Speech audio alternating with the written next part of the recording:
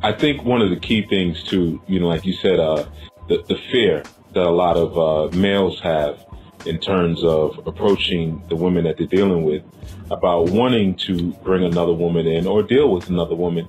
I think a lot of it is because those are males who have no plan. Because what you'll find, and I'm sure you've experienced this, if you approach a woman with structure, if you approach her with surety and righteousness, whereas you're committed to whatever it is you're saying, women really appreciate that. Even if it's something that they can't see, they may not be able to see it right away. They may not see the vision, but they know they don't really need to, as long as you see it and you have it kind of mapped out. I think a lot of men fear that because they're afraid of the questions that may come back. They say, okay, I like you and I like Belinda, and now the woman says, okay, well, what about Belinda's ex-husband? What about Belinda's children? And I thought we were going to move next year. And where's she going to stay? You going to move her in here? You going to go visit her? How are you going to do that? You barely spend time with me, and a lot of times we have a lot of lazy thinkers who haven't mapped these things out. They're responding to relationship situations very impulsively and very emotionally, as opposed to sitting back with some logic and rationale, and also some consideration for the woman who they're currently with.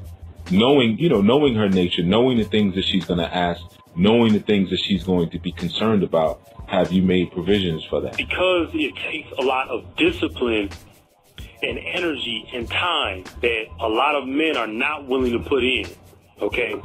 You have to do a lot of, they call it soul searching. You really have to get inside yourself and see what kind of man you are and how you relate to women.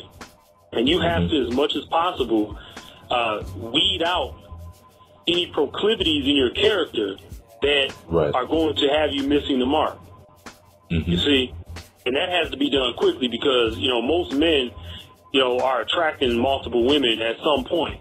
And you don't have time to kind of retreat within yourself all the time in order to deal with them properly.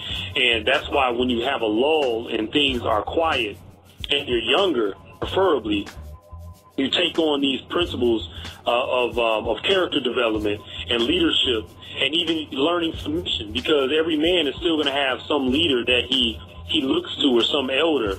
And if you can't lead the women unless you have that. You have to know how to submit as well to an authority.